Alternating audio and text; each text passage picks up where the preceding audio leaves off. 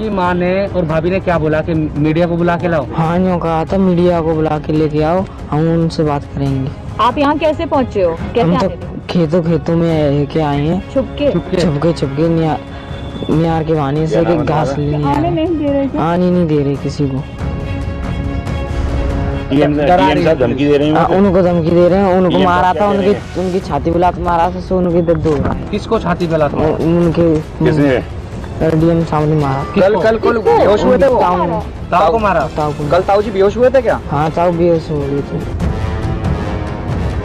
Avon Punjabi ਨਿਡਰ ਨਿਰਪੱਖ ਨਵੀਂ ਸੋਚ ਮੈਂ ਤੁਹਾਡਾ ਦੋਸਤ ਸੋਮ ਸਹੋਤਾ ਤੋਂ ਲੈ ਕੇ ਹਾਜ਼ਰ ਹਾਂ ਕਰੰਟ ਇਸ਼ੂ ਲਈ ਚੱਲਦੇ ਹਾਂ ਯੂਪੀ।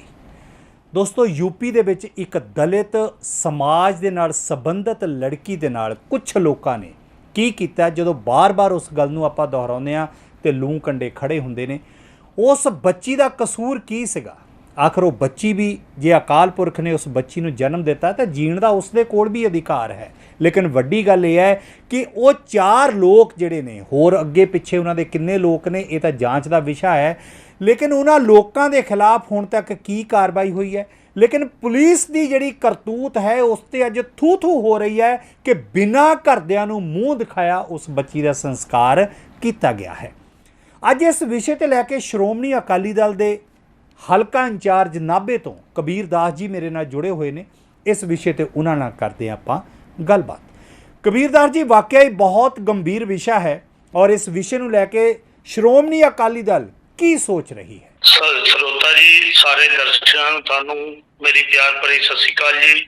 ਸਤਿ ਸ੍ਰੀ ਅਕਾਲ ਸਰ। ਯੂਪੀ ਦੇ ਅੰਦਰ ਜੋ ਹੋਇਆ ਬੜਾ ਸ਼ਰਮਨਾਕ, ਬਹੁਤ ਹੀ ਸ਼ਰਮਸਾਰ ਕਰਨ ਵਾਲੀ ਘਟਨਾ ਹੋਈ ਹੈ।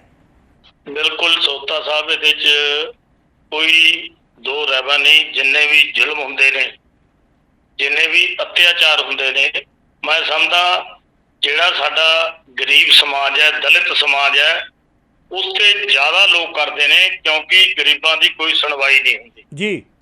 ਔਰ ਜਿਹੜਾ ਇਹ ਯੂਪੀ ਦੇ ਵਿੱਚ ਅੱਜ ਇਸ ਲੜਕੀ ਨਾਲ ਜੋ ਇਹਨਾਂ ਨੇ ਵਿਹਾਰ ਕੀਤਾ ਔਰ ਉਹਦੀ ਜੀਭ ਕੱਟਤੀ, ਰੀੜ੍ਹ ਦੀ ਹੱਡੀ ਤੋੜਤੀ, ਇਸ ਤੋਂ ਵੱਡਾ ਕਰਾਣਾ ਕੰਮ ਕੋਈ ਹੋ ਨਹੀਂ ਸਕਦਾ। ਜਿਹਦੀ ਨਿੰਦਾ ਕਰੀਏ ਉਨੀ ਥੋੜੀ ਹੈ। ਔਰ ਇਹ ਦਲਿਤ ਸਮਾਜ ਦੀ ਬੇਟੀ ਹੈ। ਜੇ ਕਿਸੇ ਹੋਰ ਅਪਰ ਸਮਾਜ ਦੀ ਬੇਟੀ ਹੁੰਦੀ ਤਾਂ ਅੱਜ ਸਾਰੇ ਹਿੰਦੁਸਤਾਨ ਦੇ ਮੀਡੀਆ ਨੇ ਇਹ ਖਬਰ ਚੱਕੀ ਹੁੰਦੀ। ਬਿਲਕੁਲ। ਔਰ ਇਹ ਗਰੀਬ ਸਮਾਜ ਦੀ ਬੇਟੀ ਹੈ, ਦਲਿਤ ਪਰਿਵਾਰ ਦੀ ਬੇਟੀ ਹੈ।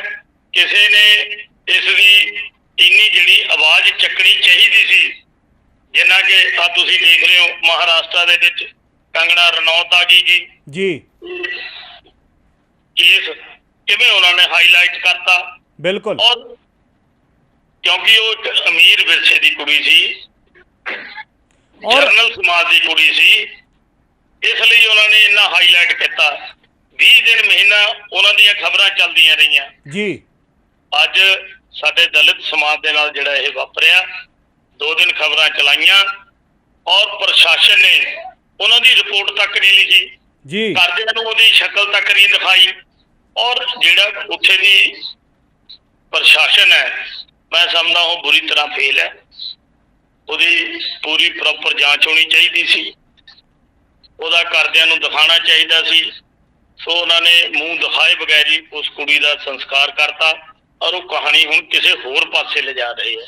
ਬਿਲਕੁਲ। ਬੜੀ ਦਰਦਨਾਕ ਘਟਨਾ ਜਿਹੜੀ ਔਰ ਉਸ ਪਰਿਵਾਰ ਤੇ ਕਬੀਰ ਦਾਸ ਜੀ ਪ੍ਰੈਸ਼ਰ ਪਾਇਆ ਜਾ ਰਿਹਾ ਕੰਪਰੋਮਾਈਜ਼ ਦਾ ਲੈ ਕੇ ਔਰ ਪੈਸਿਆਂ ਨੂੰ ਲੈ ਕੇ। ਬਿਲਕੁਲ ਤੁਹਾਡੀ ਮੈਂ ਉਹੀ ਗੱਲ ਕਰੀ ਨਾ, ਜਿਹੜਾ ਸਾਡਾ ਗਰੀਬ ਸਮਾਜ ਹੈ ਉਸ ਨੂੰ ਸਭ ਤੋਂ ਪਹਿਲਾਂ ਇਸ ਤਰ੍ਹਾਂ ਦਬਾਉਣ ਦੀ ਕੋਸ਼ਿਸ਼ ਕਰਦੇ ਆ, ਲਾਲਚ ਦੇਣ ਦੀ ਕੋਸ਼ਿਸ਼ ਕਰਦੇ ਆ ਔਰ ਜਦੋਂ ਬੰਦਾ ਨਹੀਂ ਆਉਂਦਾ ਫਿਰ ਉਹਦਾ ਕੇਸ ਖੁਰਦ ਕਰਨ ਦੀ ਕੋਸ਼ਿਸ਼ ਕਰਦੇ ਆ। ਇਹ ਤਾਂ ਹਮੇਸ਼ਾ ਹੀ ਸਾਡੇ ਜਿਹੜੇ ਦਲਿਤ ਸਮਾਜ ਹੈ ਵਿਰਸੇ ਤੋਂ ਹੀ ਧੱਕਾ ਹੋ ਰਿਹਾ।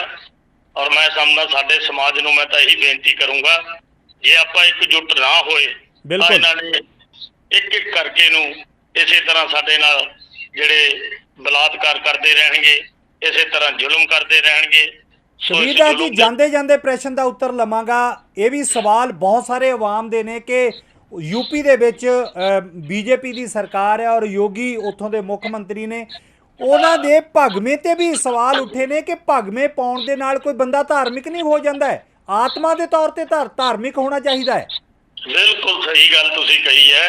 ਇਹ ਜਿਹੜੇ ਭਗਵੇਂ ਪਾ ਕੇ ਲੋਕ ਦਿਖਾਵਾ ਕਰ ਰਹੇ ਨੇ, ਉਹਨੂੰ ਡੇਰਿਆਂ ਦੇ ਅੱਜ ਜਿੰਨੇ ਵੀ ਆਪਾਂ ਲਾਓ ਡੇਰਿਆਂ ਦੇ ਸੰਤ ਬਣ ਜਾਂਦੇ ਨੇ ਜੀ। ਇਹ ਕੋਈ ਜ਼ਰੂਰੀ ਨਹੀਂ ਹੈ ਇਹਨਾਂ ਦੀ ਆਤਮਾ ਸ਼ੁੱਧ ਹੋਵੇ। ਇਹਨਾਂ ਦੀ ਸਾਰਿਆਂ ਦੀ, ਮੈਂ ਹੁਣ ਪਿਛਲੇ ਇਤਿਹਾਸ ਨੂੰ ਤੁਸੀਂ ਦੇਖੋ, ਜਿਹੜੇ ਕਈ ਡੇਰਿਆਂ ਦੇ ਹੈੱਡ ਨੇ, ਮੈਂ ਕਿਸੇ ਦਾ ਨਾਮ ਲਏ ਬਗੈਰ ਗੱਲ ਕਰਦਾ ਜੀ, ਮੇਰਾ ਖਿਆਲ ਹੈ 10-15 ਜਿਹੜੇ ਹੈੱਡ ਬਣੇ ਫਿਰਦੇ ਸੀ, ਅੱਜ ਸਾਰੇ ਸਲਾਖਾਂ ਦੇ ਪਿੱਛੇ ਹੈ। ਬਿਲਕੁਲ। ਔਰ ਜੇ ਸਰਕਾਰ ਚਾਹੇ ਜਿਸ ਮਰਜ਼ੀ ਨੂੰ, ਮੈਂ ਸਮਝਦਾ ਡੇਰੇ ਵਾਲੇ ਨੂੰ ਉਹ ਫੜ ਕੇ ਉਹਦੇ ਇਨਕੁਆਇਰੀ ਕਰਕੇ, ਸਾਰੇ ਨਹੀਂ ਮਤਲਬ ਮਾੜੇ ਹੁੰਦੇ, ਮੈਂ ਸਾਰਿਆਂ ਨੂੰ ਨਹੀਂ ਕਹਿਣਾ ਚਾਹੁੰਦਾ, ਬਿਲਕੁਲ। ਪਰ ਕਈ ਜਿਹੜੇ ਇਹ ਦਿਖਾਵਾ ਕਰਦੇ ਨੇ, ਇਹ ਕੋਈ ਦਿਖਾਵੇ ਵਾਲੇ ਦੀ, ਬੰਦੇ ਦੀ ਆਤਮਾ ਸ਼ੁੱਧ ਹੋਣੀ ਚਾਹੀਦੀ ਹੈ। ਇਹ ਜ਼ਰੂਰੀ ਨਹੀਂ ਹੈ ਚਿੱਟੇ ਕੱਪੜੇ ਵਾਲਿਆਂ ਦੀ ਵੀ ਆਤਮਾ ਸ਼ੁੱਧ ਹੋ ਸਕਦੀ ਹੈ। ਇਹ ਜ਼ਰੂਰੀ ਨਹੀਂ ਹੈ ਵੀ ਭਗਵੇਂ ਕੱਪੜੇ ਪਾ ਕੇ ਉਹਦੀ ਆਤਮਾ ਨਾ ਸ਼ੁੱਧ ਹੋਵੇ। ਸੋ ਇਹ ਸਾਰੀਆਂ ਗੱਲਾਂ ਨੇ। ਮੈਂ ਸਮਝਦਾ ਵੀ ਸਾਡੇ ਲੋਕਾਂ ਨੂੰ, ਮੈਂ ਤਾਂ ਇਹੀ ਬੇਨਤੀ ਕਰੂੰਗਾ, ਜਿੰਨੇ ਅਤਿਆਚਾਰ ਹੋ ਰਹੇ ਨੇ, ਇਹ ਹੁਣ ਤੁਸੀਂ ਇੱਕ ਹੋਰ ਸੋਤਾ ਜੀ, ਮੈਂ ਗੱਲ ਤੁਹਾਡੇ ਨਾਲ ਦਰਸ਼ਕਾਂ ਨੂੰ ਦੱਸਣੀ ਚਾਹੂੰਗਾ ਵੀ ਜਿੰਨੇ ਅਤਿਆਚਾਰ ਹੁੰਦੇ ਨੇ, ਇਹ ਸਾਡੇ ਗਰੀਬਾਂ ਨਾਲ ਕਿਉਂ ਹੁੰਦੇ ਨੇ, ਦਲਿਤਾਂ ਨਾਲ ਕਿਉਂ ਹੁੰਦੇ ਨੇ? ਕਿਉਂਕਿ ਇਹਨਾਂ ਦੀ ਕੋਈ ਸੁਣਵਾਈ ਨਹੀਂ। ਇਹਨਾਂ ਤੇ ਜਿਹੜਾ ਜਿਵੇਂ ਤੁਸੀਂ ਗੱਲ ਕਹੀ ਹੈ ਵੀ ਪ੍ਰੈਸ਼ਰ ਪਾਇਆ ਜਾ ਰਿਹਾ ਪੈਸੇ ਦੇ ਦੇਣ ਨਾਲ, ਉਹ ਸਾਡਾ ਸਮਾਜ ਕਿੱਥੇ ਚੱਲ ਜਾਊਗਾ? ਜਿਹਨੂੰ ਖਾਣ ਨੂੰ ਰੋਟੀ ਟਾਈਮ ਨਾਲ ਮਿਲਦੀ, ਬੱਚਾ ਨੂੰ ਪੜ੍ਹਾ ਨਹੀਂ ਸਕਦੇ, ਬੱਚਿਆਂ ਨੂੰ ਸਕੂਲੇ ਨਹੀਂ ਭੇਜ ਸਕਦੇ। ਸੋ ਬਹੁਤ ਵੱਡੀਆਂ ਜਿਹੜੀਆਂ ਇਹ ਸਾਡੇ ਸਮਾਜ ਦੇ ਵਿੱਚ ਜਿਹੜੀਆਂ ਦਿੱਕਤਾਂ ਨੇ। ਔਰ ਰਿਜ਼ਰਵੇਸ਼ਨ ਦਾ ਵੀ ਮੈਂ ਸਮਝਦਾ, ਇਹ ਕਹਿਣ ਨੂੰ ਰਿਜ਼ਰਵੇਸ਼ਨ ਹੈ, ਅੱਜ ਜਿੰਨਾ ਪ੍ਰਾਈਵੇਟ ਸੈਕਟਰ ਸਾਡੇ ਹਿੰਦੁਸਤਾਨ ਦਾ ਹੋ ਰਿਹਾ, ਉਹਦੇ ਸਾਡੇ ਸਮਾਜ ਨੂੰ ਇਹ ਬਹੁਤ ਤਗੜਾ ਮੈਂ ਸਮਝਦਾ ਜਿਹੜਾ ਘਾਟਾ ਪੈਣ ਵਾਲਾ। ਜਿਹੜੇ ਬੰਦੇ ਅੱਜ ਜੁਆਇਨ ਕਰ ਗਏ ਜਾਂ 10 ਸਾਲਾਂ ਤੇ ਕਰ ਗਏ ਆ, ਤੇ ਅੱਜ ਤੋਂ ਬਾਅਦ ਜੇ ਤੁਸੀਂ 30 ਸਾਲ ਹੋਰ ਦੇਖੋਗੇ ਤਾਂ ਸਾਡਾ ਤਾਂ ਕੋਈ ਟਾਮਾ ਹੀ ਬੰਦਾ ਇੰਪਲਾਈ ਹੋਊਗਾ।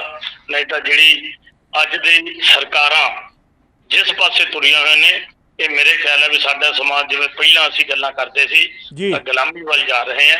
ਕੋਈ ਸਰਕਾਰਾਂ ਦਾ ਸਾਡੇ ਵੱਲ ਧਿਆਨ ਨਹੀਂ। ਬਿਲਕੁਲ ਬਿਲਕੁਲ ਕਬੀਰਦਾਸ ਜੀ, ਤੁਸੀਂ ਬਿਲਕੁਲ ਠੀਕ ਗੱਲ ਕੀਤੀ ਹੈ ਕਿ ਸਰਕਾਰਾਂ ਦਾ ਆਵਾਮ ਵੱਲ ਕੋਈ ਧਿਆਨ ਨਹੀਂ। ਹਮੇਸ਼ਾ ਜਦੋਂ ਧੱਕਾ ਹੁੰਦਾ ਹੈ ਤੇ ਦਲਿਤ ਪਰਿਵਾਰਾਂ ਦੇ ਨਾਲ ਹੀ ਧੱਕਾ ਕਿਉਂ ਹੁੰਦਾ ਹੈ, ਔਰ ਉਸ ਤੋਂ ਬਾਅਦ ਜਦੋਂ ਉਹ ਵਾਇਰਲ ਹੁੰਦਾ ਹੈ ਤਾਂ ਫਿਰ ਇਹ ਲੋਕ ਪ੍ਰੈਸ਼ਰਾਈਜ਼ ਕਰਦੇ ਨੇ ਪੈਸੇ ਦੇ ਕੇ ਜਾਂ ਐਡਮਿਨਿਸਟ੍ਰੇਸ਼ਨ ਦੇ ਜ਼ਰੀਏ ਕਿਤੇ ਨਾ ਕਿਤੇ ਮਤਲਬ ਉਸ ਨੂੰ ਦਬਾਉਣ ਦੀ ਕੋਸ਼ਿਸ਼ ਕਰਦੇ ਨੇ। ਸੋ ਕਬੀਰਦਾਸ ਜੀ, ਬਹੁਤ ਬਹੁਤ ਮਿਹਰਬਾਨੀ, ਤੁਸੀਂ ਏਵਨ ਪੰਜਾਬੀ ਚੈਨਲ ਨੂੰ ਵਕਤ ਦਿੱਤਾ ਹੈ ਔਰ ਉਸ ਗੰਭੀਰ ਮੁੱਦੇ ਤੇ ਆਪਣੇ ਵਿਚਾਰ ਸਾਂਝੇ ਕੀਤੇ ਨੇ ਜਿਸ ਦੀ ਅੱਜ ਸੱਚਮੁੱਚ ਜ਼ਰੂਰਤ ਹੈ। ਔਰ ਸਵਾਲ ਉੱਥੇ ਇਹੀ ਹੁੰਦਾ ਦੋਸਤੋ ਕਿ ਆਖਰ ਉਸ ਬੱਚੀ ਨੂੰ ਇਨਸਾਫ ਕਦੋਂ ਮਿਲੇਗਾ? ਕਿ ਯੋਗੀ ਸਰਕਾਰ ਸਿਰਫ ਤਾਂ ਸਿਰਫ ਗੱਲਾਂ ਬਾਤਾਂ ਦੇ ਜ਼ਰੀਏ ਹੀ ਸੁਰੱਖਿਆ ਦੀ ਗੱਲ ਕਰਦੇ ਹੈ ਜਾਂ ਪ੍ਰੈਕਟੀਕਲੀ ਰੂਪ ਵਿੱਚ ਵੀ ਕੁਝ ਕਰਦੇ ਨੇ? ਇਹ ਸੀ ਹੁਣ ਤੱਕ ਦੀ ਅਪਡੇਟ। ਨਵੀਆਂ ਤੇ ਤਾਜ਼ਾ ਖਬਰਾਂ ਲਈ ਜੁੜੇ ਰਹੋ ਏਵਨ ਪੰਜਾਬੀ ਟੀਵੀ ਦੇ ਨਾਲ। ਮੈਂ ਆਪਣੇ ਇਹ ਮੋਢਿਆਂ ਤੇ ਗੋਡਿਆਂ ਤੋਂ ਬਹੁਤ ਦੁਖੀ ਸੀ। ਮੇਰੇ ਲਈ ਤਾਂ ਤੁਰਨਾ ਫਿਰਨਾ ਵੀ ਇੰਨਾ ਔਖਾ ਹੋਇਆ ਸੀ, ਮੈਂ ਦੱਸ ਵੀ ਨਹੀਂ ਸਕਦਾ। ਪਰ ਜਦ ਤੋਂ ਮੈਨੂੰ ਫੀ ਰਿਲੀਫ ਮਿਲਿਆ 2.5-3 ਮਹੀਨੇ ਇਸਤੇਮਾਲ ਕਰਨ ਤੋਂ ਬਾਅਦ ਗੋਡੇ ਵੀ ਓਕੇ, ਮੋਢੇ ਵੀ ਓਕੇ।